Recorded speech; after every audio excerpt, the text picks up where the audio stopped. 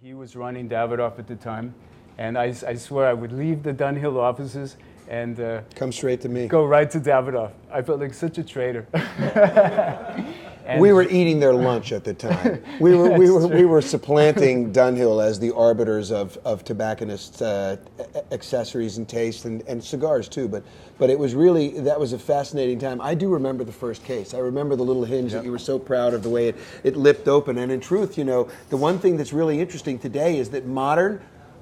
Cyril Brizard last year brought the show band case out with the thing. That's exactly what Danny's did. It flipped up so you could see the band on the cigar, which no other cigar case had ever done. And you had this little tiny piano hinge on it. Remember the S-hook that came over on the front? And everyone had a little sleeve. We made it invisible, and it was actually believe it or not, a hinge for a dollhouse. Yeah. This guy made amazing brass hinges, and I said, okay, you bend it for me, offset it so I can put a little slot in the back, and then it disappears. Yeah. So it was magic, held by some samarium cobalt magnets. So people were wondering, well, how did that click close? How did it fasten closed? And then immediately I says, this thing I have to make into a cigarette case because I have to go to Cartier in Paris. And I designed a really beautiful collection for cigarettes, took it to Paris, and Alain Perrin was the president. He still is the chairman. He started as a lighter salesman, so I was presenting to the... you're kidding. Oh, yeah. Alain Perrin, he now he's like this top guy, runs Cartier for so many years, but he loved the collection so much. I put Panthers on them, I matched their lighters with the Trois Anneaux, the crossing gold rings, and he was breathless because I made him in ebony and gold and diamonds and everything. I was nuts about making a beautiful, beautiful piece of jewelry. People would see this piece and they don't even smoke, and they say, I want to smoke just so I can use the case. And the same with our gold cigar. Yeah. We're rolling forward 30 years, but they see the gold cigar, they want to smoke cigars just because it looks so pretty. But the other footnote to that is that Aubrey Stiles, who really was a tough guy, but a brilliant engineer, a great pipe maker. But Aubrey is the guy that hired Bill Taylor, whose middle name happens to be Ashton. And that's where the entire Ashton brand came from. No. Oh yeah, and Aubrey was furious when they when Robbie and Chuck and David Field hired Bill Taylor away from Aubrey, and he said, well, it'll never succeed. And he started making pipes, and the success of Ashton Pipes, everything that he had learned under Aubrey, is what started the entire Ashton empire, and that's where the cigars grew from. So, you know, it's amazing what a little world it is.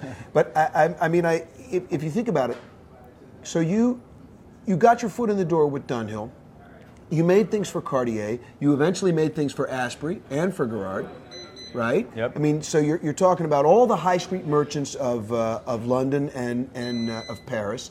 And in New York, you know, by the way, it's not true that you were the first guy they went to you know, what the story they told you about trying to squeeze the French for the boxes that were there, because they'd had a guy on Long Island making. This is true. They had a guy on Long Island who was a disaster. Yeah, he was a coffin maker. Yes, he could make a beautiful box. They looked like coffins. Once. Yeah. You know, but in those days, the thing you got to realize is that humidors basically look. You remember the scene in Goldfinger where just before they give them the gold brick, they offer the cigars. They were all anonymous. They were basically these dark black cubes, you know, and that was it. And Dunhill really, in those days, sold two things. They sold these things that looked like, you know, it was on your grandfather's desk, and if you're sweeping across the room, you wouldn't even notice it. You know, it was dark and it just blended into everything else. And then they made these like the table. Huge. Remember the wardroom humidors that were like ship's chests that were all hand painted, and they could only make about 40 of them, and they got some. You know, they were those were things that would end up in like the Neiman Marcus wish book at Christmas time. You know, like in those days, a good humidor sold for a few $100s, and these things were like $3,000. You know, and they cost a ton to ship, and they didn't work either. But you know, that they still looked cool. People wanted them, but that was it. And when you came on this and started to do these things for them, all of a sudden there were two things happening, and it was hitting them from both sides. Davidoff had hired Michel Pernoud to completely re-engineer the humidors that had been originally styled on all the Dunhill humidors that Zeno used to sell in the 40s and 50s. And Marine Deluxe. Change not only the construction of the box, but engineer the humidification And you guys are coming along saying the American market wants something that doesn't look like your grandmother's silver chest, Exactly. right? And it was really like everything broke open at the same time, and not long after, a guy that Alain Perrin eventually would hire started making Elie Bleu humidors. And Elie Bleu did the same thing. They completely changed the approach in terms of the visuals and you know, in other words, the component and the inside, the cab that holds the cigars was one thing, but everything else was completely different, and they were really 20th century. Wow. They looked phenomenal. So, I mean, to this day, the truth is that when you're talking about cigar furniture, it still remains Dunhill, Davidoff, Elie Bleu, and you. Well, I think we wanted to make something beautiful and functional, where they were really, Dunhill had a lot of function going on, but it wasn't the combination. But there was nobody there. There was nobody there that wanted these things to look different. And don't forget, when you first started making humidors for them, the humidification in a Dunhill humidor was 2 glass vials with cotton wadding at the top. Exactly. It was the most incompetent humidification you can possibly imagine. And in those days, Henry's humidors had milk glass in them, and he's like, oh yeah, well the key keeps it so, you know, you don't need anything inside. You know, there's no humidification, right? Exactly. So I mean, this is, you arrived at the moment that everything changed. Yeah. And it began to be a modern device that not only looked beautiful, but had a much higher level of function, and that's what started the process of people recognizing, wait a minute, a humidor is not just supposed to sit on my desk and look like this thing, it's supposed to do something. It's supposed to make a cigar better. Yep. And that's what happened with that generation. That's right. The whole idea of aging cigars, which is really underappreciated, I think, around the world. And people, I think a lot of cigar smokers... I'm not sure around the world is true. I think in the United States it's absolutely true, but not in France and Switzerland and in the UK. And the real They're cigar obsessed smokers about it. Absolutely. know that a level of connoisseur that you buy on the shelf out there in a year from now is going to be a different thing. It's unrecognizable, virtually unrecognizable. unrecognizable. And develop, and some, of course, will evolve and go in the right direction, and some will just diminish more in taste if it's a very mild cigar. But my big passion when I met George and starting this out was then the big dream was to be the American designer, craftsman, selling to the European gift houses, which normally would never buy from American company. They buy from Germans, they buy from Austrian, they Italians, buy from Swiss and Italian and English. Those were really the makers of the luxury good world. And I wanted to do it in California and be the supplier. So that was the journey, and along that journey, 30 years still making humidors. It's been incredible.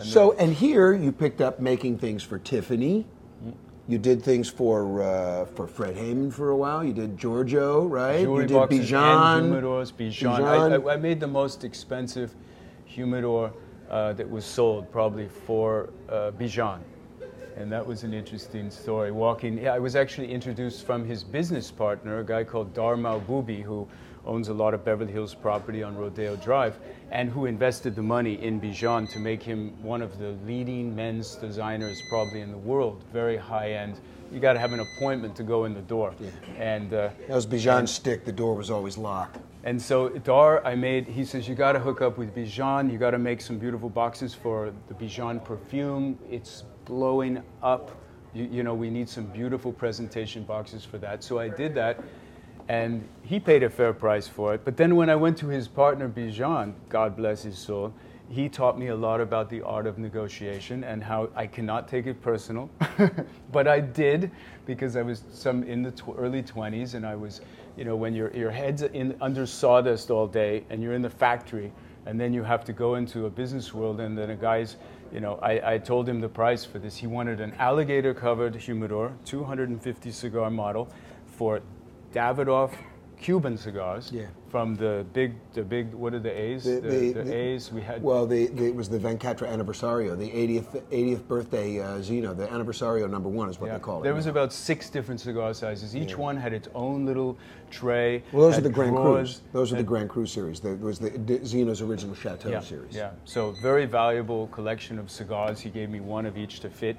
But he wanted it, his customer owned a private jet, and he wanted the inside to match the jet, so he gave me a sample of the wood, which is walnut burl. Mm-hmm. So we had to find a way, like Michel Pernod did, to lacquer the inside with treat it in a way where it doesn't smell up the cigars, and then alligator on the outside. So we never had done that before. And so I presented the idea to Bijan. We're going to do a cool little cutter. We'll do a special clock and a lighter, all inside a drawer, all humidified. And I says, you know, I gotta charge you $5,000 for this. And he says, wow, you cannot charge 5,000. You're ripping me off. How can you? Dar introduced us. I thought you were friends. And I mean, it went on literally for 20 minutes, and I was ready to cry. And so finally, I agreed to do it for $2,500. And now tell them what Bijan sold it for. And funny enough, roll forward about 10 years, and I'm at a launch to a hair salon in Palm Springs, and a woman comes up to me, beautifully dressed, diamonds all over, and she says, "Do you make cigar humidors?" I felt like such a celebrity. I said, "How do you know I make cigar humidors?" She says, "Well, the partner in the salon that I just invested in told me that you make cigar humidors, and did you make one for Bijan?" I said, "Yes." She said, "Well, you made that for my husband, my ex-husband, I'll mention." And she says, "I always wanted to know how much that humidor was sold to Bijan for. Because this customer would buy $1 million a year of stuff. He was the largest Bijan customer, ended up going bankrupt, tax fraud, thrown out of the country, but the wife was left there with her fortune. And she said, "Can you please tell me how much you sold it to Bijan for?" Obviously, there wasn't a lot of big friendship between the two, that her husband was blowing $1 million a year in there. And I said, no, trade secret, I can't tell you, but let's make a deal. You tell me what your husband paid, and I'll think about telling you how much I charged. Yeah. So she said he paid $125,000 for it. I said, okay, well, yeah. He knows how to make money. So that's a fun story. So the other, to leap a little bit forward into Danny's sort of portfolio of people that have followed that outline, there's a very eccentric guy who started a chain of cigar stores, which was a pretty original thought back in the 60s and 70s when he did it, called Tinderbox. Some of you may have seen Tinderboxes. There, few of them survive. But the guy who founded the business, Ed Colpin Sr., was a real character who loved Danny. And this guy was, Tinderbox basically came about because he needed a place to put all the tchotchkes that he brought back from his travels all over the world. This guy was the original wandering soul. And he would go everywhere, find all this crazy stuff. And the store was like a cabinet of curiosities. There was the strangest collection of stuff. But he really liked Danny a lot. And in this era, we're talking about as the cigar business starts to blow up, everybody wants to have cigar dinners. So in California, the coolest place to do it is, outdoors in a place like Schatzi's in Santa Monica. Ed, who's really has his best interest at heart, is telling him, you got to go do this cigar dinner at Schatzi. You got to go, you got to go, you got to go. And Danny keeps saying no. I don't want to do that. Forget it. I said, if it's not George Brightman's cigar dinner, I don't want to go, because I go to a lot of cigar dinners. And they're all the same. So forget it. They've heard that story before, so we don't want to do that. But so tell them who you met when you finally went to Schatzi. In other words, Ed actually said, no, I'm going to pay for you to go. You're going whether you like it or not. Yeah, because he was an important client. He said, you have to meet Arnold Schwarzenegger. He's been buying your humidors for 15 years now. He gave one to Sly. He's given them to all, many people.